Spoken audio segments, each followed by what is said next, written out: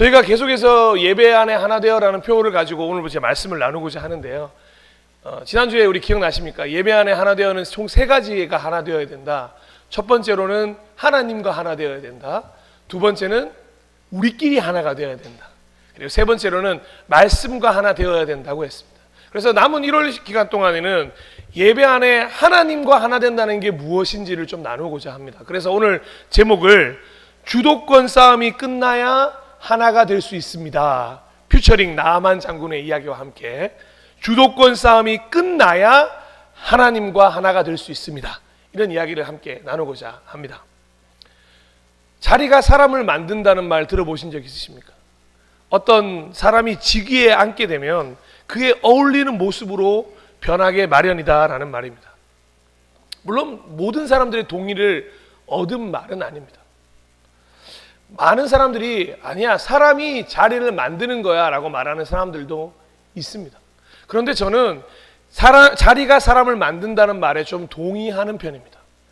왜냐하면 이 말이 하나님이 우리 인간에게 베풀어 주신 은혜처럼 느껴지기 때문에 그렇습니다. 우리는 하나님의 전적인 은혜로 그리스도인이라는 자리에 앉게 되었습니다. 사실 어떠한 노력도 하지 않았습니다. 다른 종교들처럼 어떤 노력을 하거나 고행을 해야 할 필요가 없습니다.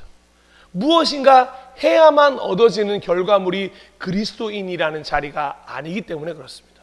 그래서 성경도 이렇게 증언합니다. 에베소서 2장 8절입니다. 여러분은 믿음을 통하여 은혜로 구원을 얻었습니다. 이것은 여러분에게서 난 것이 아니요 하나님의 선물입니다. 행위에서 난 것이 아닙니다. 그러므로 아무도 자랑할 수 없습니다. 아멘. 행위가 아닌 은혜로 하나님의 선물로 우리는 구원을 받아서 그리스도인이라는 자리에 앉게 되었습니다. 그래서 사실 역효과가 나타나기도 합니다. 구원을 너무 쉽게 생각하고 그리스도인이 된 것을 너무 가볍게 여기게 되는 것입니다. 인간은 스스로 무엇인가 노력해서 얻는 결과를 성취감 속에서 누리기를 원하는, 그걸 참 좋아하는 존재입니다. 만약 구원이라는 성취물이 엄청난 노력을 통해서 얻어진 것이라면 아마 다들 이렇게 쉽게 가볍게 여기지는 않을 것입니다. 너무도 소중하게 생각하고 아끼고 자랑하고요. 두고두고 사람들을 만나면 이야기 나누지 않겠습니까? 내가 이렇게 어려움을 겪어서 구원이란 걸 얻었어. 마치 군대를 다녀온 남자들처럼 고생한 만큼 할 이야기도 많은 것 아니겠습니까? 하지만 우리는 아무런 노력도 없이 공로도 없이 예수 그리스도를 보내주신 하나님 아버지의 사랑의 결과로 구원이란 엄청난 선물을 받게 되었습니다. 그래서 하나님은 창조주이신 하나님과 우리 피조물인 인간 사이에 막혀있던 담을 허물고 하나가 될 수 있는 길을 허락해 주신 것입니다. 이 놀라운 은혜를 아멘으로 받아들이기만 하면 하나가 될 것이고, 의심하게 되면 둘로 여전히 나누게 되는 것입니다. 사실 여기서부터 오늘 함께 나누고자 하는 주도권 싸움이 시작되는 것입니다. 이 은혜를 받아들일 것인가, 받아들이지 않을 것인가, 하나님과 하나가 될 것인가, 여전히 둘로 존재할 것인가, 주도권 싸움을 한다는 것이죠. 누가요? 하나님과 내가요. 사실 받아들이기로 한 사람에게는 아무 문제가 되지 않습니다. 주도권 싸움이라는 말 자체가 의미가 없습니다. 하나님이 날 그렇게 구원해 주셨대. 그 은혜에 감사하고 감격하고 감동하고 하나님과 하나됨을 기뻐하는 이들, 그냥 신앙생활을 즐기고 그 신앙생활 속에서 아주 멋있는 인생을 살게 될 겁니다. 그런데 안타깝게도 많은 사람들이 받아들이기로 결심하지 않는다는데 어려움이 있습니다. 분명히 선물로 주어진 구원입니다. 그리고 구원이라는 선물은 받고 싶어요. 솔직히 죽은 후에 천국 간다 그러는데 싫은 사람 누가 있겠습니까? 기왕에 지옥 가는 것보단 지옥 가기 원하시는 분 있으세요? 아마 없으실 겁니다. 기왕이면 천국 가는 거 좋죠.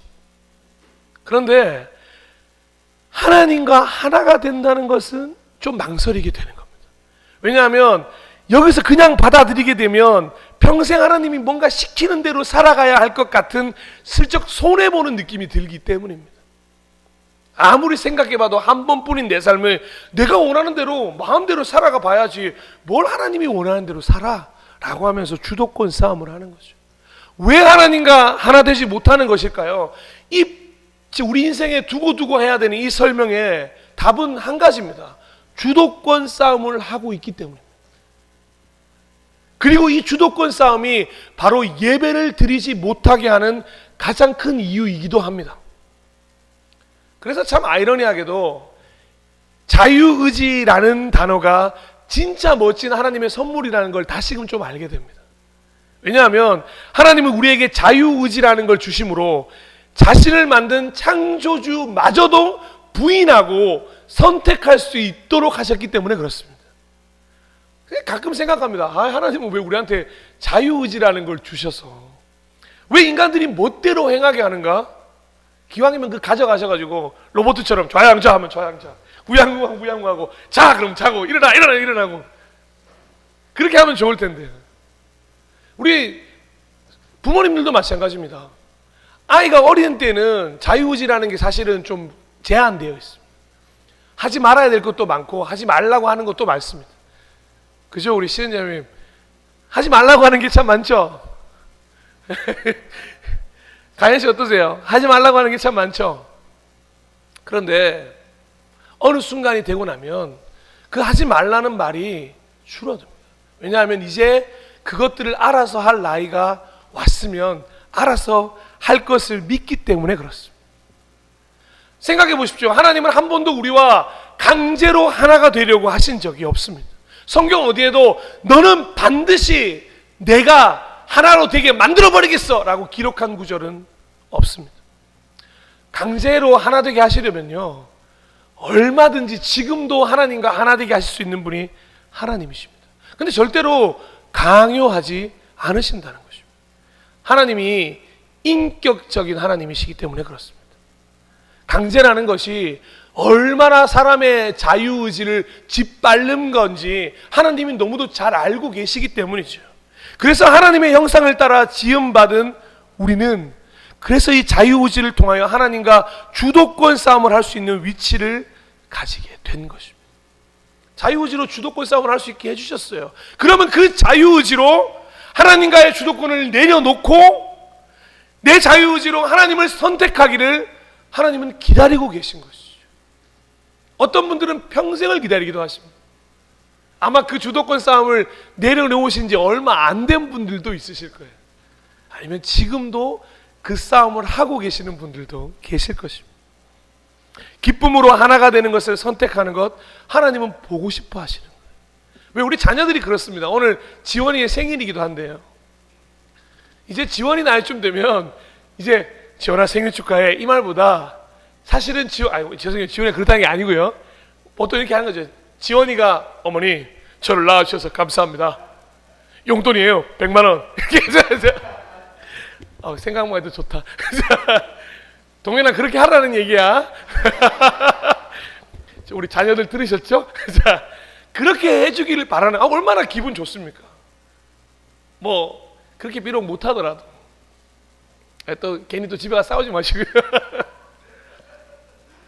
이런 하나님과의 주도권 싸움을 하고 있는 인간을 머릿속에 좀 그리다 보면 옛날에 우리 어르신들은 아실지 모르겠는데 하덕규 집사님과 함춘호 집사님이 만든 시인과 촌장이라는 팀이 있습니다. 그 중에 가시나무라는 곡이 있습니다.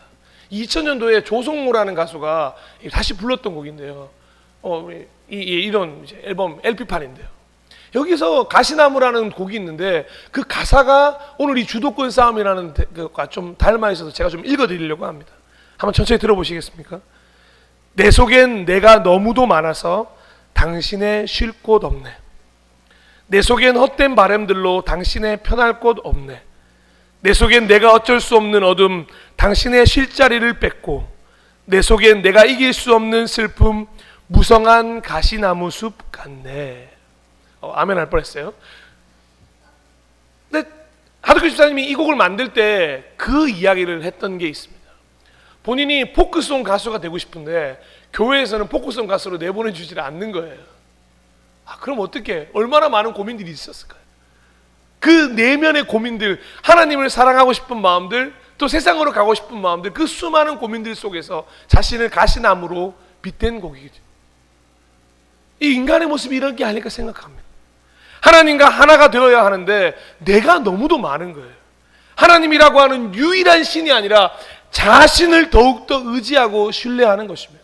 사실 우리의 신앙을 가장 위협하는 이단은 신천지도 아니고 구원파도 사실 아니에요. 자신입니다. 자신. 스스로가 신이 되는 자신이 우리의 신앙을 가장 위협하는 존재입니다. 왜냐하면 그 자신을 뛰어넘지 못하면 하나님이라고 하는 신을 마주할 수가 없기 때문에 그렇습니다.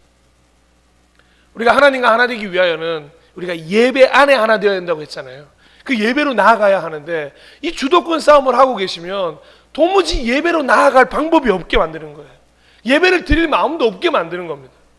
그리고 예배에 대한 회의적인 시선을 만들고 산제물로 드려져야 하는 이 예배를 아무런 의미 없는 그냥 제사로 전락시키기도 합니다. 예배 안에서 하나님과 하나 되어야 되는데 예배가 예배되지 않으니 하나가 되는 길은 아예 시작도 못하는 것입니다. 그래서 우리가 예배를 늘 점검하는 것입니다. 무언가 우리의 신앙의 시작을 하려면 이 예배가 체크돼야 되거든요. 지금 내가 어떻게 예배를 드리고 있느냐, 그것이 하나님과 하나로 되든 우리가 하나 되든 말씀과 하나 되든 그 모든 것에서 첫 시작점에 서게 되는 것입니다. 왜 수십 년 동안이나 신앙생활을 했어도 제자리일까요? 그토록 많은 예배를 참석했음에도 불구하고 왜 아직도 하나님과의 인격적이고 구체적인 만남이 없을까요?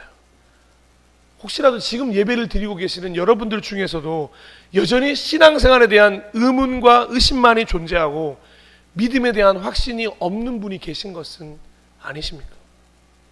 몸은 예배를 드리고 있지만 정말 중요한 중심은 예배와 아무 상관도 없다면 지금 여전히 여러분들은 주도권 싸움을 하고 계신 것이기 때문에 그렇습니다.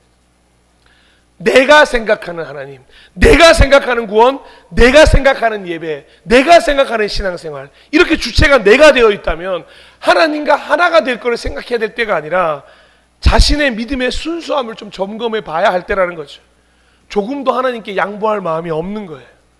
여전히 내 삶이 소중하고 내 의견이 중요하고 내 생각, 경험, 방법이 너무 중요한 겁니다.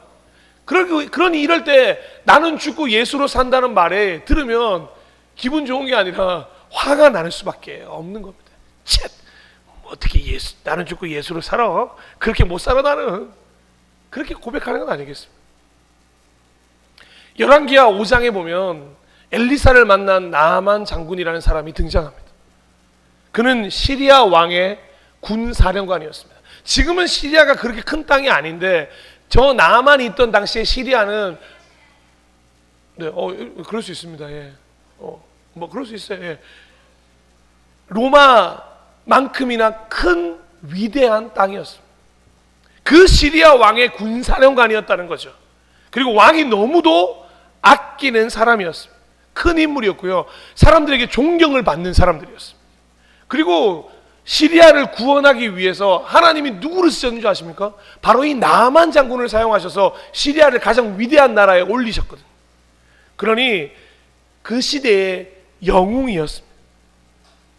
이 정도 되면요, 자기애와 자신감 엄청 넘치는 사람이었을 거예요. 그런데 그런 나아만 장군에게 주도권 싸움을 해야 할 일이 생겨난 것입니다. 아마 처음에는 이런 주도권 싸움을 해야 한다는 것조차 용납할 수가 없었을 것입니다. 열왕기하 5장 1절 함께 보겠습니다. 시리아 왕의 군사령관 나아만 장군은 왕이 아끼는 큰 인물이고 존경받는 사람이었다. 주님께서 그를 시켜 시리아에 구원을 베풀어 주신 일이 있었다.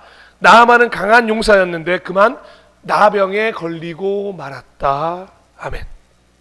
나병, 즉 한센병은 당시에는 더욱더 저주받은 병으로 알려져 있었습니다. 나아만 장군의 자존심에 스크래치를 내기에 충분했던 병이었죠. 자기애와 자존심으로 똘똘 뭉쳤던 나아만 장군은 아마 이 병 때문에 점점 은둔형 외톨이로 변해갔을 것입니다. 어떠세요? 여러분들이라면 이 한센병에 걸리면 돌아다니실 수 있겠습니까? 돌아다니다가 손가락이 뚝 떨어지고 코가 뚝 떨어지는, 살점이 떨어져 나가고 비고름이 흘러내리는데 누가 밖으로 자연스럽게 다닐 수 있겠습니까? 점점 나아만 장군은 집으로 들어갔던 거죠. 그런 그에게 첫 번째 주도권 싸움을 걸어온 사람이 있었는데 바로 이스라엘에서 잡아온 여종이었습니다. 나아만 장군의 아내를 통해서 나아만 장군의 나병이 나을 수 있는 방법이 있어요 라고 말하게 된 한 어린 여종이 있었다는 거죠. 여러분들이라면 이 어린 여종의 말을 믿으시겠습니까? 아니, 자존심이 있지 어떻게 잡아온 그 포로, 그것도 어린 여종의 말을 믿을 수 있다는 말입니다. 그리고 시리아에서도 이 큰 도시 시리아에서도 병을 못 고치는데 어떻게 저 보이지도 않는 이스라엘이라고 하는 조그마한 나라에 그것도 이름 모를 선지자가 병을 고칠 수 있다는 말, 여러분들이라면 믿을 수 있겠습니까? 나만 장군도 아마 믿기 어려웠을 것이고 이게 무슨 말도 안 되는 말이냐 하고 넘어갔을 겁니다. 근데 만약 이때 포로의 말이라고 하고 어린 여자아이의 말이라고 무시했다면 성경은 아마 나만 장군의 이야기를 기록하지 않을 겁니다. 근데 우리 알고 계시잖아요. 지푸라기라도 잡고 싶은 심정으로 어떻게 했죠? 이 어린 여종의 말을 듣는 나만 장군입니다. 사실 믿져야 본전이니까요. 그냥 한번 주도권 싸움에 져준 것입니다. 그런데 그 양보가 진짜 엄청난 큰 복으로 다가온 것입니다. 그리고 진짜 본격적인 주도권 싸움은 엘리사를 만난 다음부터였어요. 여러분 한번 그 시리아라고 하는 군사령관에 있는 나아만 장군이 이스라엘에 직접 찾아왔습니다. 여러분들이라면 어떻게 하시겠습니까?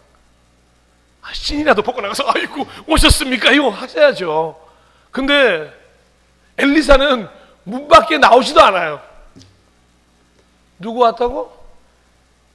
나아만 장군 왔대? 그래, 네가 나가서 요단강에 7번 몸 씻으라고 해라. 상환을 시켜서 그냥 요단강 가서 7번 씻으라는 뎁쇼? 아니, 죄송해요. 조선 사람이 아닌데 뭐라고 했겠죠? 조선 사람이라고 생각했네요. 하여튼 그런 뎁쇼 했더니만, 야, 여러분, 나만 장군 여러분이라면 얼마나 기분 나쁘시겠습니까? 내가 직접 왔는데 지금 장난해? 아니, 직접 나와서 나를 맞이하거나 상처 위에 안수하고 뭔가 고쳐주는 신용이라도 해야 되는 건 아닙니까? 나만 장군 화가 막 머리 끝까지 난 거예요. 와, 이거 이스라엘을 다 쑥대밭으로 만들어버려? 짜증나 하고 이제 화난 마음을 잠재우고 다시 시리아로 돌아가는 거예요. 그리고 지나가는 길에 요단강 봤더니만 저 시리아에는 어마어마하게 좋은 강들이 있거든요. 아마나 강이나 바르발 강이라고 하는데 지금은 그 유프라테스 강과 이렇게 되게 멋있는 강 중에 하나인데, 근데 볼품없는 강이었어요. 저 따위 강에 내가 들어가서 7번 몸을 씻으라고? 그런데 여기서 두 번째 주도권 싸움이 일어납니다. 그렇게 화가 나서 발길을 돌린 나아만 장군을 향해 충성스러운 부하들이 부탁하기 시작하는 거예요. 아니, 장군님 여기까지 왔는데 한번 드러나가 봅시다. 믿져야 본전 아니에요? 근데 나아만 장군 입장에 한번 생각해 보십시오. 이렇게까지 화냈는데 엘리사 말을 듣자니 자존심이 얼마나 상했겠습니까? 그리고 자신의 부하들은 누구 편을 들어줘야 됩니까? 자기 편을 들어줘야죠. 어디다가 저 이스라엘의 선지자 편을 말을 들어줘요. 더 화가 날 수도 있잖아요. 그런데 나아만 장군은 평소에 자기 부하들이 자기를 얼마나 사랑했는지 알았던 모양이에요. 그래서 이 부하들의 말을 듣기로 결심합니다. 평소에는 나아만 장군의 명령에 부하들이 움직였겠지만 너무 이상하게도 지금은 부하들의 명령은 아니었지만 그 명령에 나아만 장군이 순종하는 모습인 거죠. 근데 진짜 멋진 선택이었다는 걸 아십니까? 요단강에서 한 번 몸을 씻었어요. 2번 씻었어요. 3번 씻었어요. 4번 씻었어요. 5번 씻었어요. 아이고, 혼자 준비할 때 재밌었는데. 6번 씻고 7번째 딱 씻었는데 사람들이 환호성이 지르기 시작하는 겁니다. 와! 장군님! 뭐 이렇게 했겠죠. 7번째 몸을 씻고 나왔더니만 나아만 장군의 피부가 어떻게 됐을까요? 아기 살결처럼 새 살로 돌아와 깨끗하게 낫게 된 것입니다. 그러니까 나아만 장군은 어떻게 하겠어요? 당장 발길 돌려서 엘리사에게 돌아가는 거예요. 그리고 엘리사 앞에 와서 서서 좀 전과는 완전히 다른 180도 다른 모습으로 이렇게 이야기합니다. 열왕기하 5장 15절입니다. 이제야 나는 온 세계에서 이스라엘밖에는 하나님이 계시지 않다는 것을 알게 되었습니다. 그 다음 말 보세요. 부디 예언자의 종인 제가 드리는 이 선물을 받아주십시오. 근데 이번에도 엘리사는 이걸 사양해요. 선물도. 부하들 앞에서 나만 장군이 몇 번 권유했으면 좀 못 이기는 척하면 좀 받아주면 될 텐데, 체면을 좀 봐서라도. 근데 엘리사 끝까지 안 받습니다. 여기서 또 자존심 상할 만한데요, 나만 장군이 이제 완전히 주도권 싸움을 내어주기로 결심한 듯 보입니다. 자신의 주인이 엘리사가 된 것처럼 이야기하기 시작했고, 자신은 엘리사의 종이라 칭하기 시작했고, 자존심 강하고 자기애로 가득한 나아만 장군이 이제 더 이상 존재하지 않습니다. 실로 엘리사를 통해서 하나님에 대해서 새로운 마음을 품게 된 것입니다. 각지에 장군이니까 얼마나 많은 전쟁을 했겠습니까? 수많은 각지에 다 하나님들이 있다고 말을 했습니다. 그런데 그 어느 곳에서도 자신의 병을 고쳐줄 만한 하나님은 없었거든요. 근데 이 이스라엘의 진짜 살아계신 하나님은 자신의 병을 낫게 해주신 거예요. 그러니 그 하나님이 진짜 하나님이라고 고백하게 된 거죠. 그래서 신약에 등장하는 그 삭개오의 고백만큼이나 멋있는 고백을 이 나아만 장군이 하게 됩니다. 좀 길지만 한번 제가 읽어드릴게요. 열왕기하 5장 17절에서 18절입니다. 예언자님의 종인 저는 이제부터 주님 이외에 다른 신들에게는 번제나 희생제를 드리지 않겠습니다. 그러나 한 가지만은 예언자의 종인 저를 주님께서 용서해 주시기를 바랍니다. 제가 모시는 왕께서 림몬의 성전에 예배드리려고 그곳으로 들어갈 때에 그는 언제나 저의 부축을 받아야 하므로 저도 허리를 굽히고 림몬의 성전에 들어가야 합니다. 그러므로 제가 림몬의 성전에서 허리를 굽힐 때에 주님께서 이 일 때문에 예언자님의 종인 저를 벌하지 마시고 용서해 주시기를 바랍니다. 아멘. 하나님 안에 딱 들어오니까 뭐부터 고백하죠? 다시는 다른 번제나 희생제를 드리지 않겠습니다. 하나님만 예배하겠습니다 라고 고백하지 않습니까?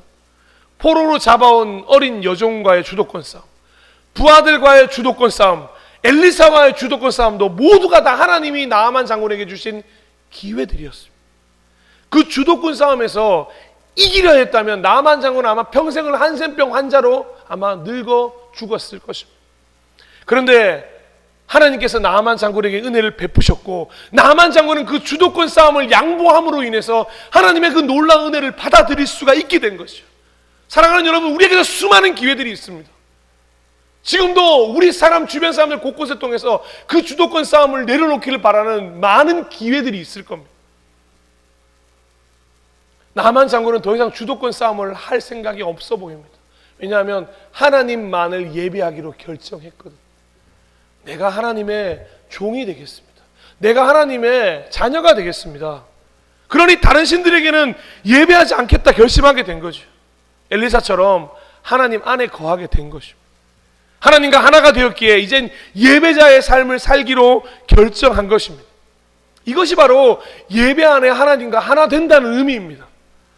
이런 은혜가 나아만 장군에게만 주어졌겠습니까? 아닙니다. 지금 여전히 우리에게도 동일하게 이런 은혜의 기회들은 펼쳐지고 있습니다.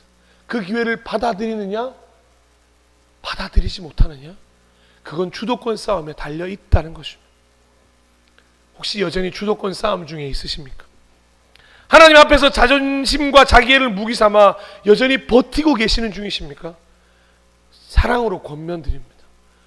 하루라도 빨리 그 주도권 싸움을 내려놓으시기를 축복합니다. 하루라도 더 빨리 끝내셨으면 좋겠습니다. 사실 지금 당장 그 싸움을 멈추는 분이 가장 축복의 사람입니다. 빨리 끝내면 빨리 끝낼수록 더 그 사람에게 도움이 되기 때문에 그렇습니다.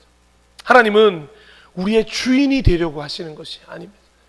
하나님은 우리를 더욱더 풍성한 삶으로 초청해 주시는 아버지이십니다. 에베소서 1장 3절은 우리에게 이렇게 얘기합니다. 우리 주 예수 그리스도의 하나님 아버지를 찬양합시다. 하나님께서는 그리스도 안에서 하늘에 속한 온갖 신령한 복을 우리에게 주셨습니다. 아멘. 하나님은 우리의 삶을 간섭하려고 하시는 것이 아닙니다. 하나님은 우리에게 나쁜 것은 버리고 좋은 것으로 채워주고 싶어 하십니다. 우리에게 가장 필요한 것이 무엇인지를 가장 잘 아는 분이 하나님 아버지시기 때문에 그렇습니다. 빌립보서 4장 19절입니다. 나의 하나님께서 자기의 풍성하심을 따라 그리스도 예수 안에 있는 영광으로 여러분에게 필요한 모든 것을 채워주실 것입니다. 아멘.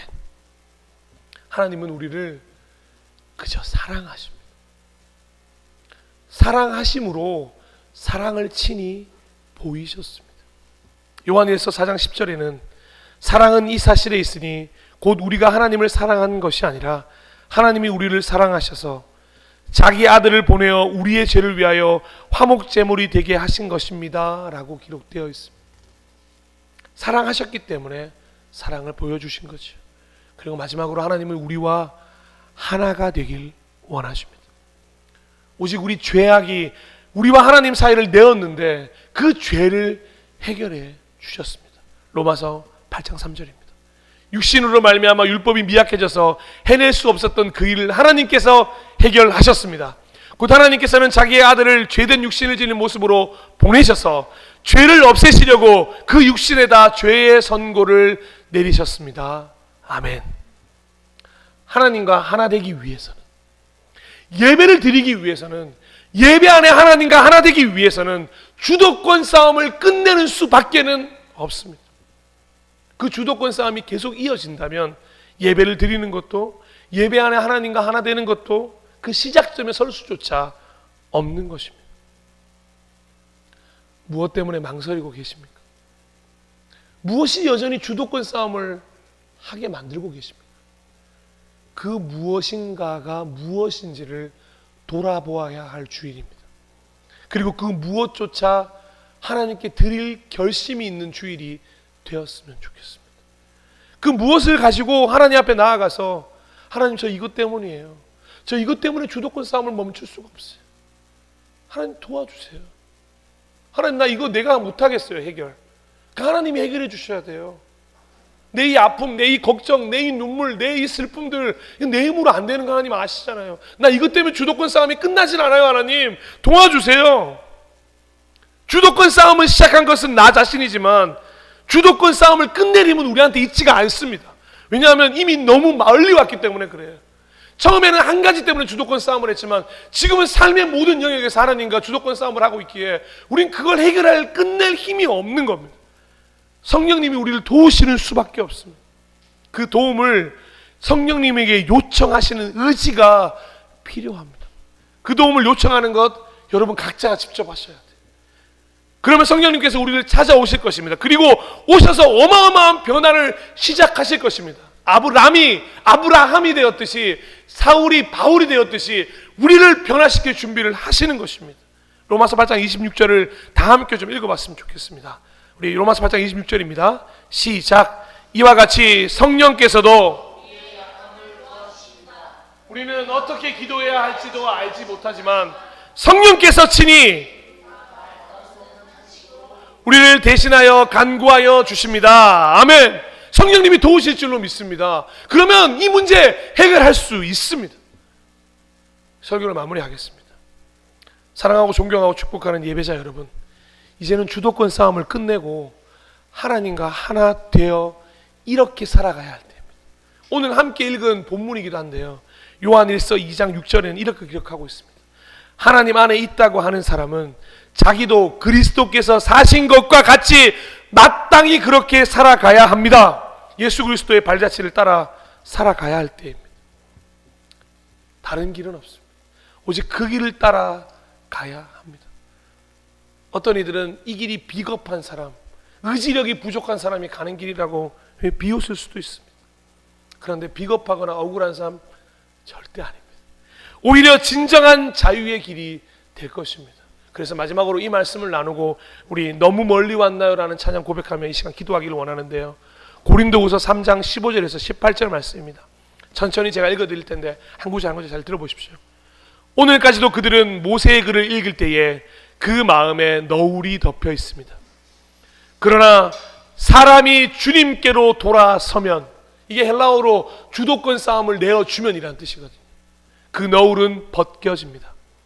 주님은 영이십니다.